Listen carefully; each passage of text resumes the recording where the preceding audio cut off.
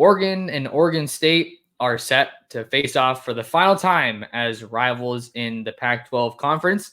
We're previewing this week's rivalry game on today's episode of the Ducks Dish podcast.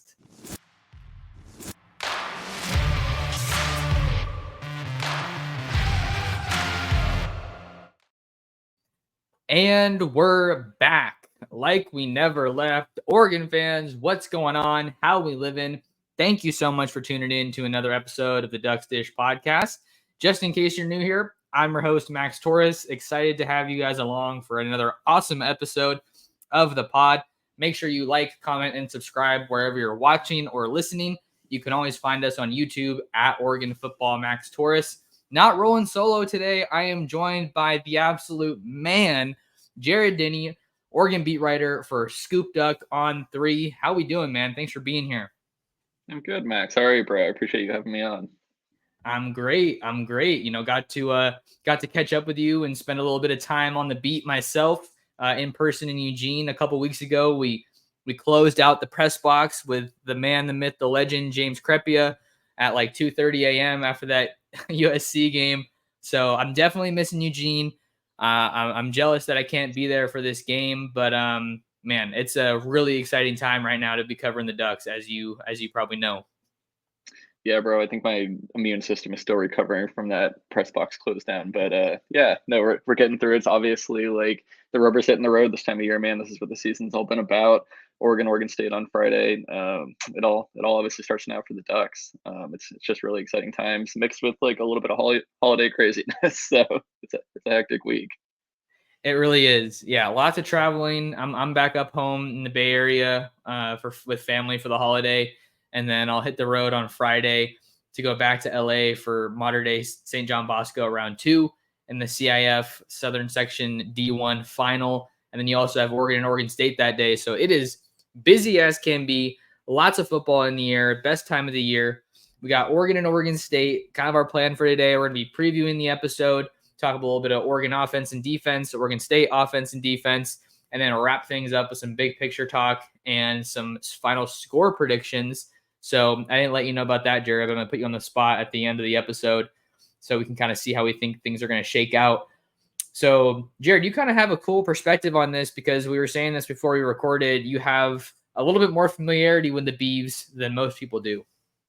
Yeah, I actually, before I started at ScoopDuck, I spent 2 years covering the Beavers for the Corvallis Gazette Times, the newspaper up there, which is a really cool experience. And there's still, I mean, because of like the COVID year rule and everything, there's still quite a bit of dudes around from that team that I was covering back in the day when Jonathan Smith still had that program in the upstart sort of point. And the last year I actually covered them was the COVID year. For folks who don't remember, and they notched that really kind of gut-wrenching walk-off win over Oregon and Corvallis that had like way too many crazy storylines to count. So that was, I believe, the last game I actually covered Oregon State. So it's kind of funny. I was just doing research today and digging back through stats and kind of looking at standout guys, and it's like I covered a lot of these guys when they first got to campus. So it's just one of those funny full circle things for me. Very cool. Well, I'm sure you're excited to be up in the odds and press box on Friday to cover this game. State bragging rights on the line, Ducks and Beavers. We know that Oregon's heading to the Big Ten, and we don't know what the future holds for the Oregon State Beavers. But let's dive into this matchup a little bit, Jarrid, because I think the offense is really an interesting one because I think it's going to come down to what Oregon can do as a defense to keep this Oregon State offense in check. Starting off with DJ Uiagalelei, the older brother of Oregon defensive end, Mateo Uiagalelei, is the new quarterback in Corvallis, transfers over from Clemson, who is struggling now that he's not there. So that was one of the talking points. You know, DJ was not the problem at Clemson. They obviously have their own issues to work out, as do a lot of teams in the country. But the thing that I'm interested in with DJ, Jarrid, is that I kind of feel like Oregon State has always fallen into this tier of one quarterback away. They just got to get that signal caller spot figured out, and then they're going to be firing on all cylinders. They've had good running backs, good offensive lines, tight ends, receivers, but quarterback's always been that one spot. So what do you kind of make of this Oregon State offense with DJU calling the shots? Yeah, it's as soon as they added him last whatever it was January, it always felt like a little bit of a luxury addition. I don't know if you saw it as that way, but they had. I mean, you saw how good they were last year, and I mean they escaped with a win over Oregon with Ben Gulbranson at quarterback. And there's no slight towards Ben Gulbranson, but he's not the best quarterback to ever come through that school. And I think you saw sort of some of the limitations of his game when Oregon State and Oregon faced off last year. And to add a guy like DJU, a former 5-star guy, somebody with that kind of arm talent, and put him in this Jonathan Smith, Brian Lindgren offense, and I think a lot of Beaver fans were excited, and I know that like he hasn't exactly like lit it on fire this year, but it's still a 20-6 touchdown interception ratio. He's distributing the ball well. Like that offense is very predicated on getting the ball to the tight ends and to kind of these speedy little burner receivers and letting them like rack up yak yards. And he's done that for the most part. Like the Washington game last week in Corvallis is what it is because it was played in a monsoon, and you saw Michael Penix, who might be the best downfield passer in the country, really struggle in that rain. So of course DJU was going to struggle as well. But I think like he's been about as advertised. I wasn't expecting him to come in here and like win a Heisman Trophy or anything. I wasn't expecting him to like put up 40 touchdowns. I'm a little surprised at how little they've utilized him in the run game sometimes. That's obviously a strength of his. And if you can get a guy who's what is he, 6'5", 250, kind of out there moving behind that offensive line, like good things are going to happen. So that's something that I wonder if, like, quite frankly, we'll see a little bit more of, especially with the amount of pressure that Oregon is planning to probably get on him. Yeah, he was showing some moves out there in that Washington game last week when I was watching those highlights. That big spin move that he hit that freed him up for like another 15 or so yards. So he moves really well for the size he is, which makes him more dangerous for that Oregon offense. Obviously, I think one thing that definitely favors Oregon, or at least helps them going into this matchup, is the caliber of quarterbacks that they faced throughout the year. They've gone against Penix, they've gone against Caleb Williams, they've gone against Cam Ward. So they're as battle tested as you could possibly be when it comes to facing elite quarterbacks. And I don't know that I'd necessarily put DJ in that tier, but like you were saying, he's done what he's needed to do. I think he's definitely helped the offense kind of reach that next level. And you just gotta, at the end of the day, you need a quarterback that's going to get the ball to your playmakers. He's going to take care of the ball, and then just obviously run your offense and keep your guys composed. And I think he's checked all those boxes for the Beavs so far. Where the challenge is really going to lie, I think, for Oregon in this matchup, Jerry, is defending that run game, because they've improved on their run defense, excuse me, from a year ago. But this is a really, really good backfield, and we knew they had a good running defense. The Ducks did last year, and Oregon State, all bets are off at that point. They were really running the ball down Oregon's throat. So you got Deshaun Fenwick, Damian Martinez, and I think there was a little bit of news this week that he already announced he was going to come back for next year. I might need to double check that, but I think I saw that out there floating in the Twitter sphere. So the Oregon D line is going to have a huge day. You got to penetrate at the line of scrimmage. You got to have 11 hats on the ball, everybody rallying into the ball carrier. But this is a big task, no doubt. Yeah, and I think like it's been this way for a long time. Like Oregon State's bread and butter is its offensive line. They have, I think, one of the best offensive line coaches in the country, and Jim Mahalchik, and just the ability that they have to bring 2 and 3 star kids on campus and like coach them up to literally like they're starting left and right tackle Joshua Gray and Talier Sfuaga are both NFL prospects. Like they're both going to be playing on Sundays. And I think they were both 3-star recruits. Like it's just a really impressive to see what Oregon State has done developing that offensive line, and like it's clearly a strength of theirs. It's not quite the same look as Oregon, where you have like a bunch of really massive road blockers. Like they're very scheme oriented, and a lot of zone gap stuff. But when you have a guy who is 6'2", 230 and runs as fast as Damian Martinez is, all you got to do is open up one hole, and good things are going to happen, right? So it's like you said. It's a lot's going to depend on whether that Oregon run defense can find a way to slow down Martinez. And like credit to Dan Lanning and Tosh Lupoy, like that was not a good. Oregon did not have a good run defense last year. Like it was abysmal at times, and it came back to bite them against Oregon State. And it's been much improved.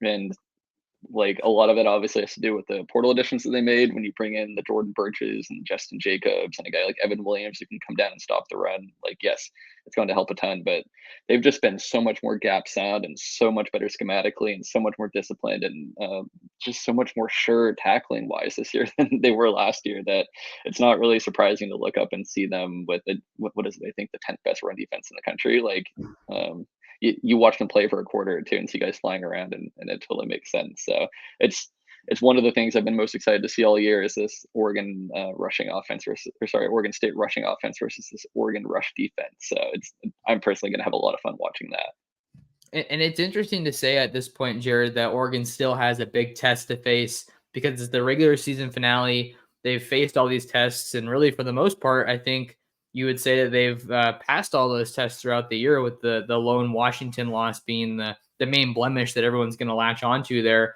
But they've gone against great backfields. The Utah backfield with Jaquindon Jackson and Sione Vaki, they did a great job there. And that was, I think, at the time, the best backfield that they had faced. But here we are at the end of the season, and they're going against a really good backfield that definitely doesn't get talked about enough nationally. I think you have little old Oregon State over here, and it's easy to overlook in the grand scheme of things a Damian Martinez who is rushed for almost 1,200 yards coming into this game and 9 touchdowns, averaging over 6 yards a pop. So, yeah, I think to their credit, they've done a phenomenal job. Their offensive line has really always been a strength, like you're saying, for as long as I've really known this Beavers team. But that's I think where we got to expect Oregon State to kind of try to assert themselves. I expect Oregon to do the same thing on their side of the ball when they get it.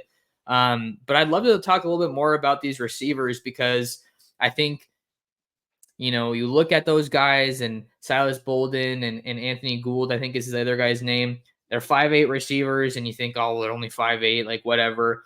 These aren't, it's not your typical your Roma Dunze or your Jalen Polk over at Washington, or any guy like a Troy Franklin. But just because they're 5'8", that doesn't mean you need to write these guys off.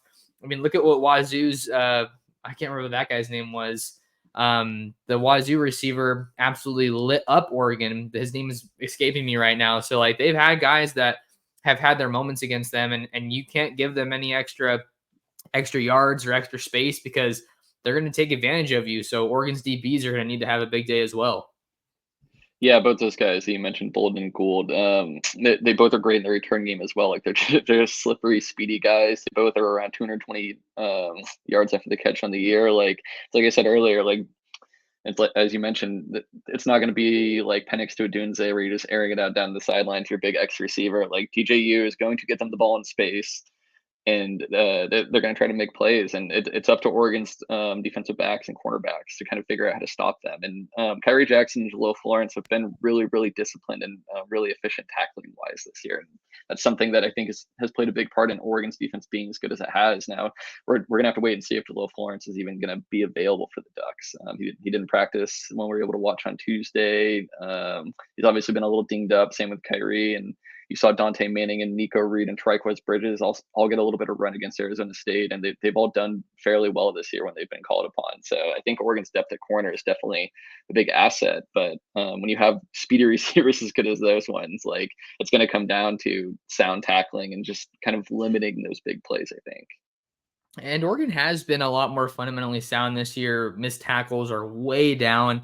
Loved what you had to say about Florence as a tackler. And I'm glad you mentioned him kind of maybe being up in the air, because that was one of my big takeaways from last week, that I think Dante Manning has really taken a leap forward. I don't know if it's the big 5-star leap that a lot of people maybe expected. I think a lot of fans and just people in the Oregon football community, myself included, I've kind of thought that Dante's play has left a lot to be desired, because he came in with that 5-star billing, highest rated cornerback the Ducks had ever signed. But I feel pretty confident now after that Arizona State game where he had to go against a guy like an Elijah Badger, who is really, really gifted, but he's playing on an awful offense this year.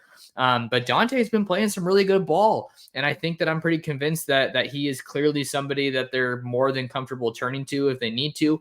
You can move Nico Reed around a little bit if you need to. So this secondary is looking real solid. I mean, I think you feel pretty good about it, especially with how they've responded to the loss of Brian Addison, who's still away from the team.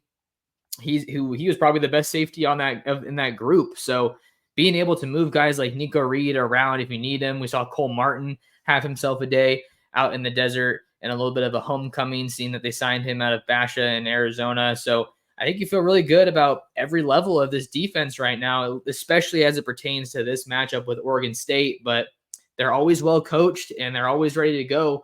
And they're going to be fired up. I mean, there really hasn't been a more meaningful Civil War game, rivalry game here with the opportunities that both of these teams have. Oregon to punch their ticket to the Pac-12 title game and Oregon State to ultimately play spoiler. Yeah, no, I agree. And just before we get off of Oregon's defensive backs, like you mentioned Dante Manning the season that he's had, and I've been fighting this war on the message boards and on Twitter, and it's just that, like, yes, like you said, Dante Manning hasn't lived up to that 5-star billing, and there's a lot of players that happens with. And I think you saw him have some nice moments last year where it looked like you're starting to click, and then he gets that targeting penalty against Arizona and misses the next game, and it sort of seems like, not to blame it all on bad luck, but there's been instances where it's like, oh, the light bulb's starting to come on, it's starting to click, and then for whatever reason he isn't available or he gets dinged a little bit. I know he had a big knee injury after the 2021 season, but to see just some of the bright play that he's had this year, and I think it's really good. And there aren't a lot of teams in the Pac-12 that have the luxury of calling on a Dante Manning or being able to rotate Nico Reed at nickel or outside corner, or even a guy like Trikweze Bridges. Like Trikweze Bridges played Oregon's third most snaps last year, and now is arguably their fifth best, their number 5 corner. Like that's a luxury. It's a luxury to be able to call on a guy like that and to be able to run him out there in special teams when you want to. Like it just sort of speaks to the depth of this defense that Dan Lanning and Tosh Luploy have built. And you're really seeing that depth at all 3 levels, Jarrid, whether it's the D line with some of those young guys like Mateo and Blake Purchase and Tatum Tuioti rotating in. The depth in the interior is insane with Popo, Casey, Taki.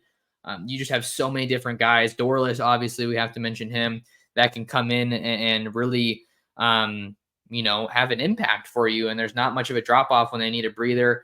Justin has really slid right in. I feel like almost seamlessly coming in relatively late in the season. I think it was around the halfway mark.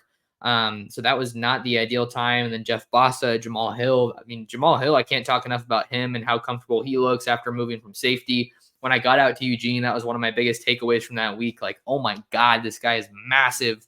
And Connor Sowelli, he's been in there as well. Devin Jackson. So everybody's really firing on all cylinders, it feels like, with this defense. You got to get some pressure on DJ. Obviously, that'll be a big challenge for the defensive line, but is one that I ultimately think they're up for. Make sure you guys stay tuned in. We're talking about the other sides of the ball, the Oregon offense and the Oregon State defense, after the break. Welcome back to the Ducks Dish podcast. Max Torres and Jarrid Denney chatting with you on a Wednesday afternoon, getting you ready for the Thanksgiving holiday. Maybe you throw this on while you're driving over to Autzen Stadium on Friday. Ducks and Beavers set for a 5:40 kickoff on Fox. That's Pacific time. Man, it's going to be a fun one out there in Eugene. We're previewing this matchup, and now we're going to talk about the Oregon offense against that Oregon State defense. Oregon's offense is operating at arguably the highest clip in the country right now. You want to talk about other groups like Alabama and Ohio State, LSU playing against Georgia State. Oh my God, just behemoth schedule there in the SEC. But in all seriousness, I mean, Bo Nix has this group completely locked in. Should have broken the single game passing touchdown record if not for a pass interference call last week against Arizona State. Bucky Irving is an absolute dude, and Jordan James is killing it as well. Troy Franklin just keeps breaking records. I mean, where do we want to start with this Oregon offense? Because they are playing some phenomenal football. Yeah, I think we have to start with Troy Franklin just based on the narrative of the last week or so. The guy just broke 2 single season school records in one game, and sort of looked like he did it without getting out of second gear. And that's sort of how it's been all year. Obviously, he's made some fantastic plays when Oregon has needed him to, especially like early in first quarters. I think that's been huge.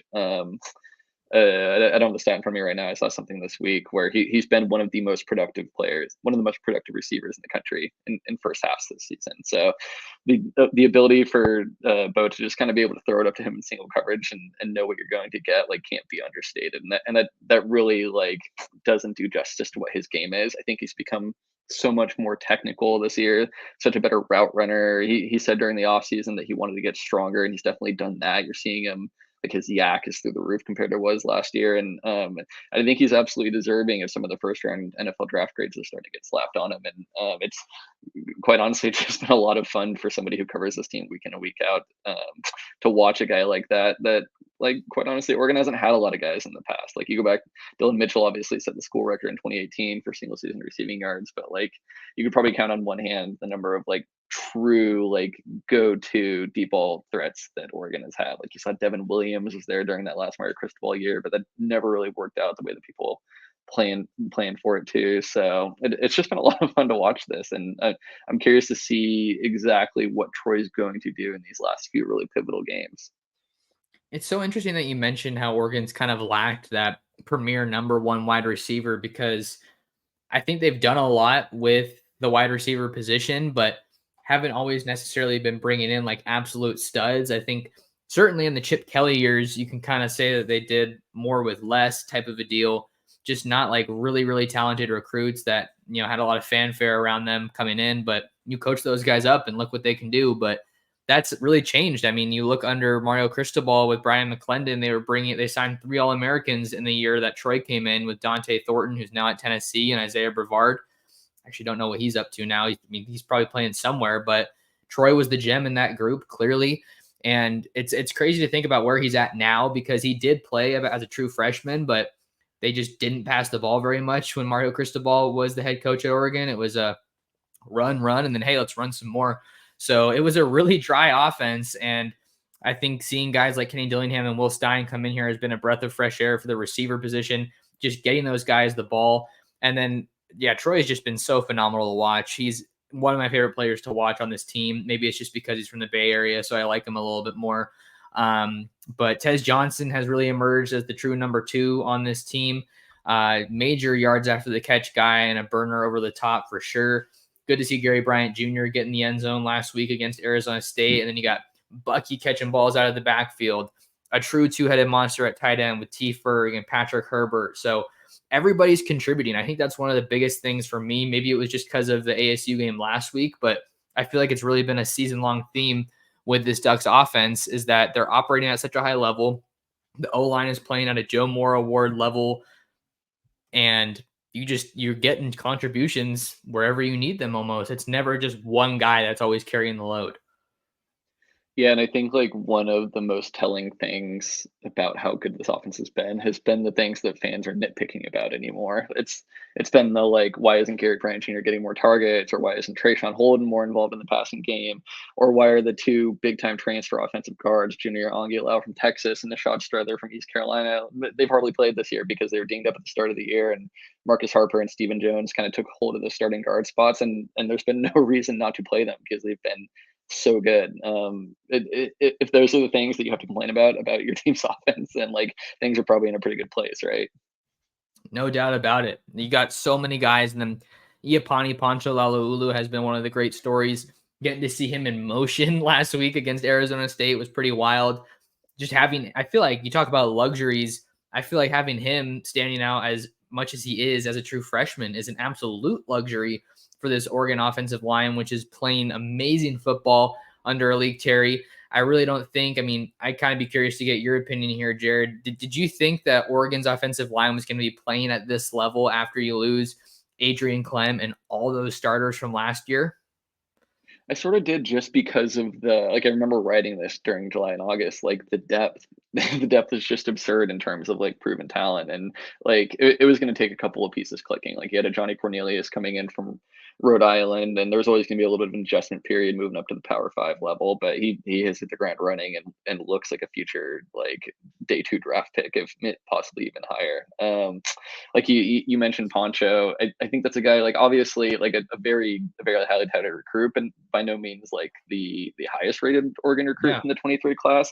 And he has come in here and correct me if I'm wrong, I think he's played the most snaps among any Oregon true freshman this season. It's not particularly close, and he looks like a future all conference guy. And I remember like Terry saying when we talked to him in August, like this guy has the heaviest hands of any lineman I've ever seen. And then, like you mentioned, you get a guy like that out in motion, or you get him on some of those like exotic pull schemes that Will Stein loves, and it's a lot of fun to watch. That's an athletic dude who is really violent, really sound in his technique, and he doesn't look like a true freshman, right? He looks like a guy who's been doing this at the Pac-12 level for 3 or 4 years, and that's the guy who's coming in sort of that mid-second quarter to maybe spell Marcus Harper or spell Stephen Jones every once in a while. And we've seen him at center a little bit. Like his versatility is absolutely incredible for a player that young. Like I'm so impressed with him, and I'm really excited to see where he slots into this team next year. Yeah, he's such a phenomenal story, and we haven't gotten to hear from him this year because true freshmen just don't talk at Oregon. I think the last one that did was Noah Sewell when he kind of got his first start against Wazoo, I want to say. So that's like the only exception I can think of. There was that really cool moment. I'm not sure if you were there when Marcus Harper was talking, and then Poncho came over and kind of got his flowers from Harper, who was just kind of hyping him up and telling me he had a great year. But just, yeah, major tip of the cap to Alik Terry. I was a huge fan of that hire when it happened. And then just to combo that with Mike Cavanaugh, who coached at Oregon State, I want to say formerly, just one of the most experienced guys at the position. It's just really been a perfect combo for the Ducks this year. And then I think maybe when you talk about transfers, Jarrid, guys that had come in for Oregon, the offensive line was a big part of that. And just, new guys overall, even if it's have some returners like Jackson, JPJ, I think when you combine those guys with portal guys, it speaks to the culture that they have and the chemistry they have and the bond they've made, because you see it at USC. I mean, I don't want to say it's the polar opposite, but like you saw how reliant they were on transfers, and it's not always going to work. You can't bridge that gap by being so reliant on transfers. And I mean, I don't want to say Oregon lucked out. Like they obviously identified the right guys, but the point I'm trying to make here is that it's more than just bringing the right guys in. It takes a lot more that we probably don't see to make sure that they all click and are meshing at this level. Yeah, no, you're right. And you mentioned USC. You see places like Colorado. I want to pat myself on the back a little bit at the start of the year. I was telling friends in the So over industry, them. like, yeah, like this Travis Hunter, like Shador thing. It's awesome. Those guys are fantastic players. But if you can't win in the trenches, it's going to get ugly in October and November. And like lo and behold, guys start to get a little dinged up. The offensive line like doesn't have the talent that the rest of the roster does. And you watch what can happen. Like it doesn't matter. You can have all the skill position talent in the world, but if you can't block anybody, then Shador is going to end up flat on his back. And I think that's something that would have. I don't want to say it would have been easy for Oregon to fall into that. Like I think Dan Lanning and the staff recruit and develop at too high of a level for that to ever happen. But it's easy to imagine a scenario where they didn't replace 4 starters from last year's line the way that they should have, and it wouldn't be firing on all cylinders like it has been this year. So I think that's something you have to give them a lot of credit for. Is just evaluating not only talent, but guys who fit this scheme and fit this system really well, and could kind of come in and hit the ground running. And it's like you mentioned, you have some holdovers like Marcus Harper and Stephen Jones and JPJ, but you see a guy like Josh Connerly step up. Like that was by no means a guarantee. Yes, he was a 5-star talent, but we've seen like we were talking about earlier, a lot of 5-star talents like kind of struggle when they get that first chance to start, and that hasn't been the case with him, other than like some early false start hiccups in the year that he's sorted out at this point. Like he has been absolutely as advertised at left tackle, and that's a guy who's just going to keep getting better and better. So it's fun. It's really fun to see what has happened to this offensive line, and to be honest, like how young it still is. Like I think we can. I don't want to assume anything, but like JPJ is a guy who's getting some pretty like favorable draft grades right now. Like I wouldn't be surprised if he's not back next year, but you're going to see a lot of pieces from this line back next year, and they should continue as they have this season, just from a sheer production standpoint. Like they're gonna have to sort out the quarterback situation, but like the talent there is just really, really, really good. And I wanted to give the offensive line a bunch of love because they're gonna have a big task this week, because Oregon State has one of the better defensive fronts nationally. And I feel like they're a really well coached team, and they've been having a pretty good year. Obviously, a little bit of air comes out of the balloon, if you want to say that, after the loss to Washington last week, which a 2-point loss. You think back to that bad punt snap that they had to pooch out of the end zone for a safety. Like, what if that doesn't happen? You're looking at maybe a different game. So Oregon State's defensive front is really, really good. I think they're number 5 nationally with sacks. I want to talk a little bit about their group. We've been talking about the Oregon offense so much before we wrap up here. Opponents are averaging 20.64 points per game against Oregon State, and Oregon State's done a pretty good job defending the run, 103.3 yards per game. That's obviously a strength for Oregon, so you're going to see some good on good there. What else can you kind of tell us about this Oregon State defense, Jarrid, seeing that you're a little bit more familiar with them than most? Yeah, you mentioned the front, and that's something that, like, even when I was there covering that team, like, the front is what had people mad every year. Like, everybody was just like, when are we going to get like a true nose tackle or a true like really good run stopping defensive tackle? Like, that's something they lacked for years and years. They've always had pretty good edge guys, but they've totally solved the interior of that defensive line with some really savvy additions. They brought in a guy named Joe Golden who's been really solid this year, and then on the edge, they have Andrew Chatfield, who's been one of the most efficient like pass rushers in the Pac-12 this year. I think he's got something like 38 pressures and like a relatively low amount of snaps. He's an absolute menace. But like you mentioned the front, but I think what has made them sort of special is their secondary too. I think one of my favorite players in the conference and a guy that I covered at Oregon State, Keaton Oladapo, their starting safety, is I think one of the best safeties in the country.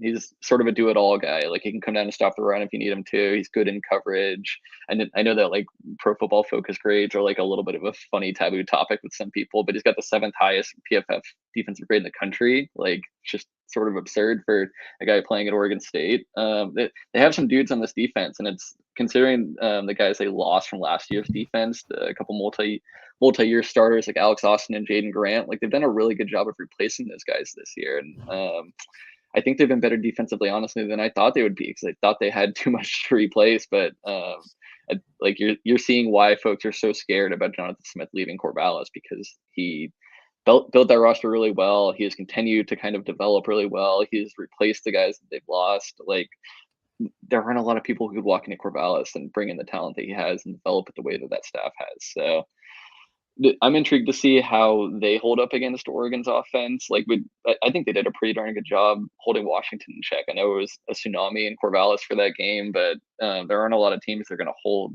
Dunze and Penix like under 30 points like they did. And if it rains at Autzen, I haven't even checked the weather this week, but I'll tell you right now. it could get kind of interesting. Like, let's be honest.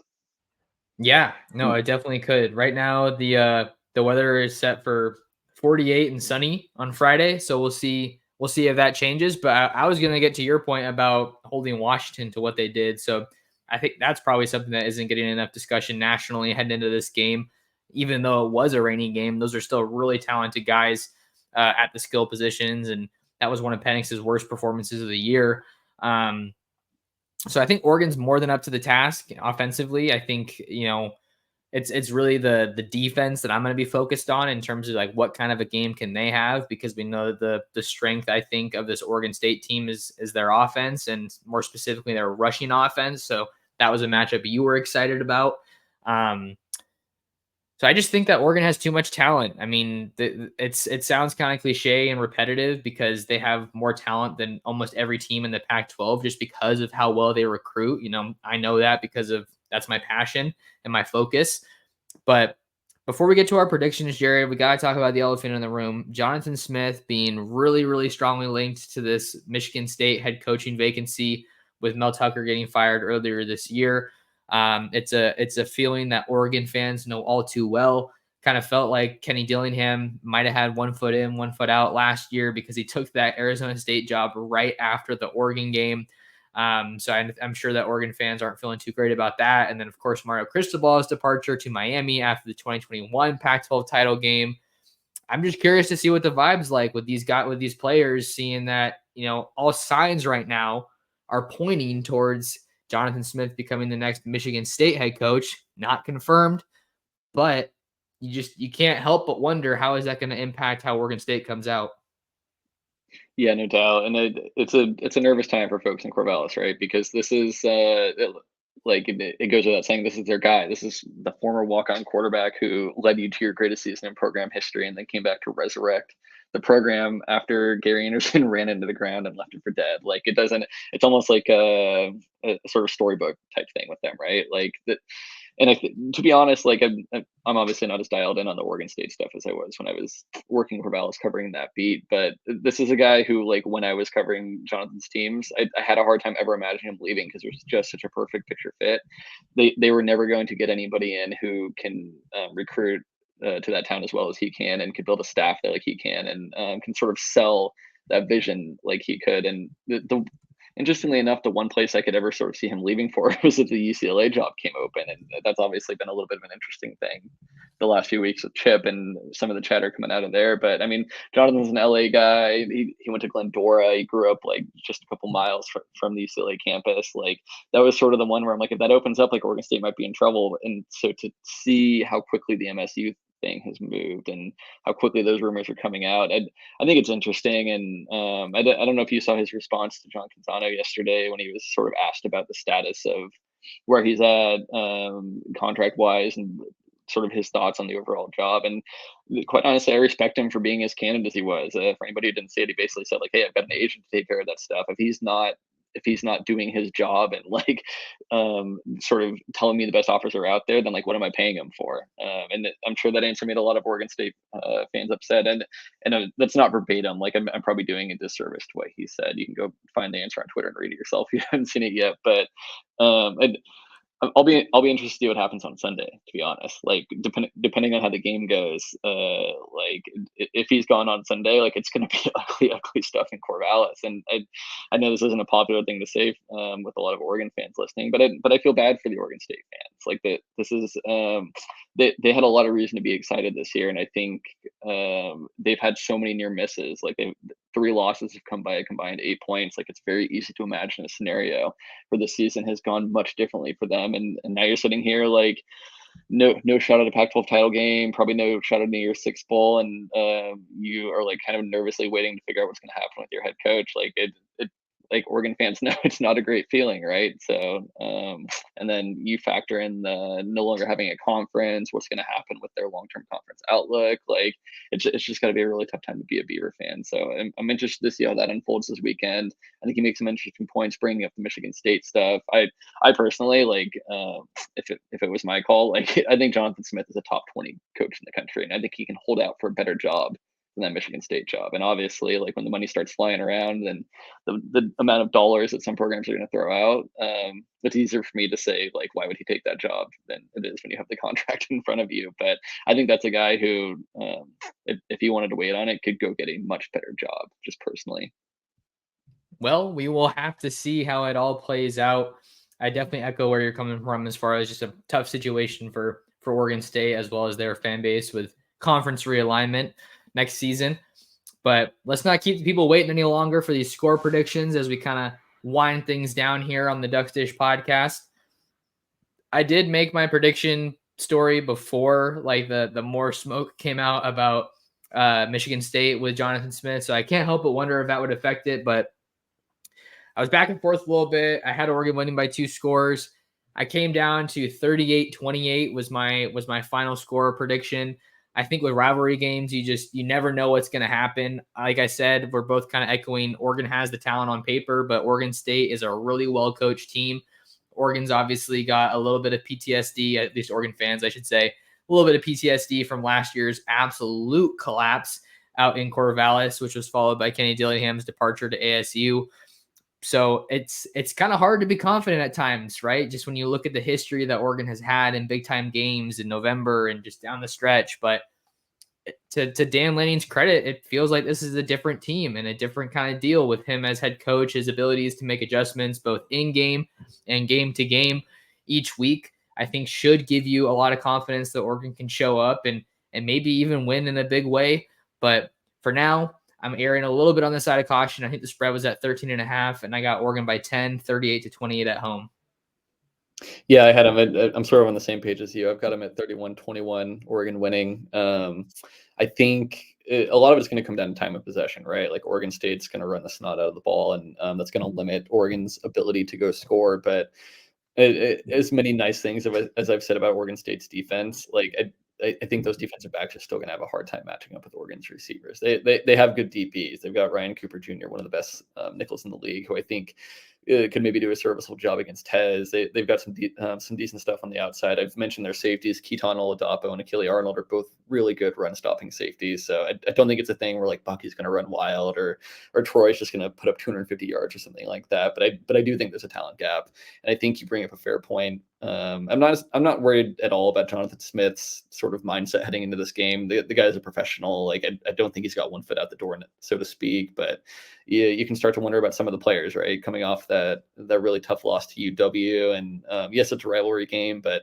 the goals they had at the start of the season are kind of no longer in front of them. So how much does that play a factor? And then you're going into Autzen, right? Like we mentioned, there's been some gnarly Oregon State over Oregon upsets the last few years, the one in 2020, and then the one, of course, last year. But they were in Corvallis, and you saw the last time Oregon and Oregon State played in Eugene in 2021.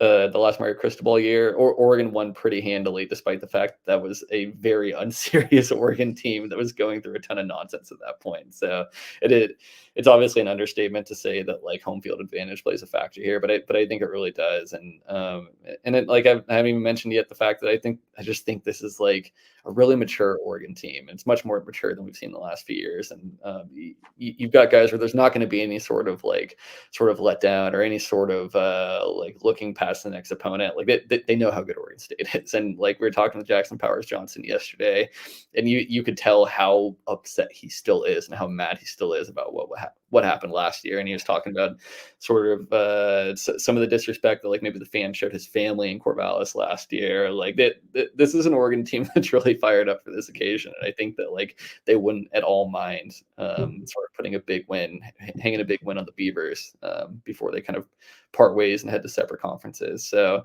as good as I think Oregon State is, and I think Oregon State's a hell of a ball team, man. Like I picked them in my preseason media poll to finish third in the Pac-12. I've been really high on them all year. I just think Oregon is sort of a buzzsaw right now. And I could tell you maybe like 2 or 3 teams in the country that I think truly give Oregon a game at the moment. So this is this isn't a disservice towards Oregon State. This isn't like disrespect towards Oregon State. I just think Oregon is kind of like has really found its groove. The Ducks are healthy. Like they're as healthy as any team can really hope to be at this point in the year. Like everything's kind of working in their favor at this point. Certainly feels like that. And Oregon's going to have to show up because you got the rivalry, and then obviously what can come from this game. Oregon looks to punch its ticket to the Pac-12 title game for a rematch with Washington, but they got to line up, they got to play the game, and we're all going to watch it on Friday. So before we get out of here, Jarrid, let people know where they can find more of you and your work covering the Ducks. Yeah, so we're over at ScoopDuck.com, part of the On3 network. Got a ton of great stuff in the rivalry this week. As soon as I get off here, I'm going to be writing some more of it. So like we said, obviously a busy week, but yeah, go ahead and check that out. We've got some pretty good promos going for premium subscriptions for anybody who wants to tune in to kind of sort of the Intel type stuff, the Scoop type stuff. We've got a lot of great stuff over there. So great time to subscribe if you're looking for it.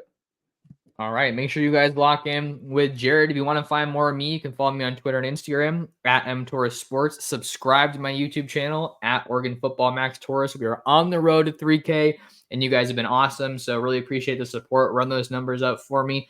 And you can read all of my stuff covering the Ducks over on ducksdigest.com. But until next time, a big thank you to Jarrid. A big thank you to all of you for tuning in to this week's episode. And we'll catch you, or today's episode, and we'll catch you guys on the next episode of the Ducks Dish podcast.